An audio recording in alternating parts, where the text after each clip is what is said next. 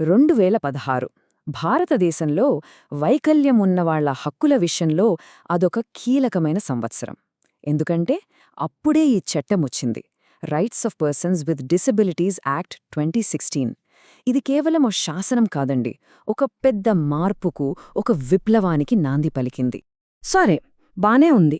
కానీ ఒక ప్రశ్నొస్తుంది కదా, ఆల్రెడీ కొన్ని చట్టాలు ఉండగా మళ్లీ 2016లో ఈ కొత్త చట్టం తీసుకురావాల్సిన అవసరమేమొచ్చింది? దీని వెనకున్న అసలు కారణమేంటి? ఇక్కడే అసలు విషయముందన్నమాట.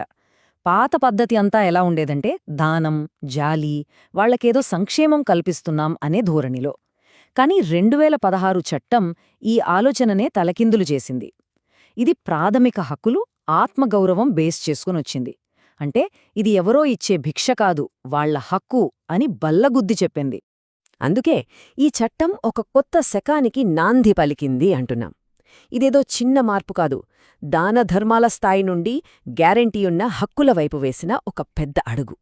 సరే, మరి ఈ చట్టం ద్వారా వచ్చే ముఖ్యమైన హక్కులు ఏంటి?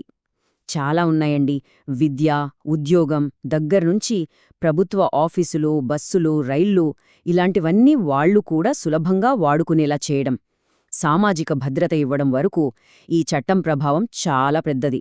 ఇప్పుడు అందులో కొన్ని కీలకమైన రంగాల గురించి ఇక్కడ మనకు చట్టంలోని కొన్ని ముఖ్యాంశాలు కనిపిస్తున్నాయి.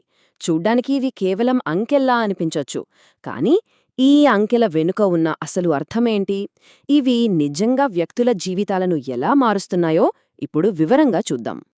మొదటగా ఈ 5%.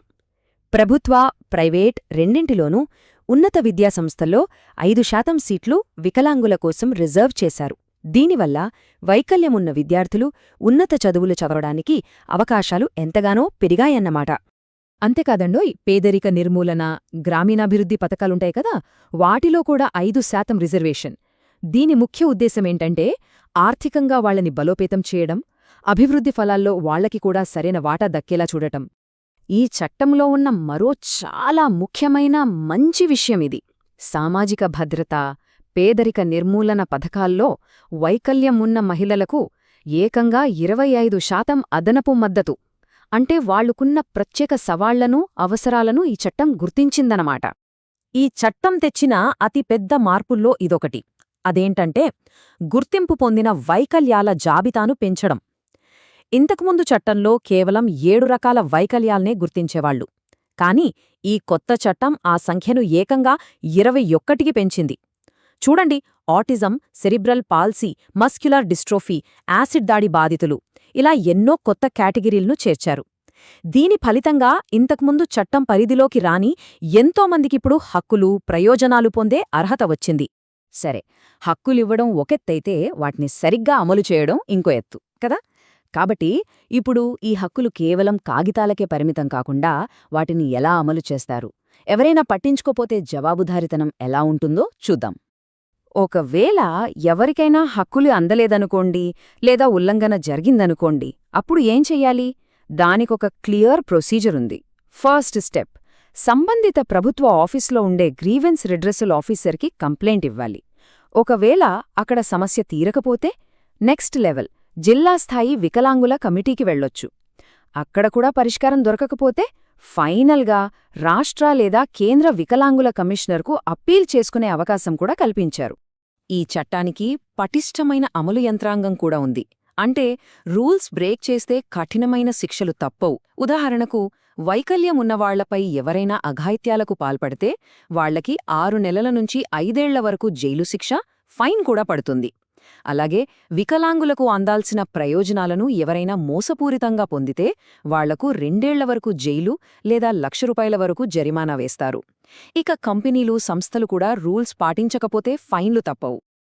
ఇప్పటిదాకా మనం చూసిన ఈ అంశాలన్నీ కలిపి చూస్తే అసలీ చట్టం ఎందుకంత ముఖ్యమనే ప్రశ్నకు సమాధానం దొరుకుతుంది. ఇది కేవలమో చట్టం కాదు, సాధికారతకు, సమ్మిళిత సమాజ నిర్మాణానికి ఇదొక శక్తివంతమైన ఆయుధం. ఈ చట్టం మూలాలు ఎక్కడున్నాయో తెలుసా? అంతర్జాతీయ మానవ హక్కుల సూత్రాల్లో. చట్టం పీఠికలోనే చాలా స్పష్టంగా చెప్పారు, ఐక్యరాజ్యసమితి వైకల్యం కల వ్యక్తుల హక్కుల ఒడంబడికను అమలు చేయడానికి ఉద్దేశించిన చట్టం అని.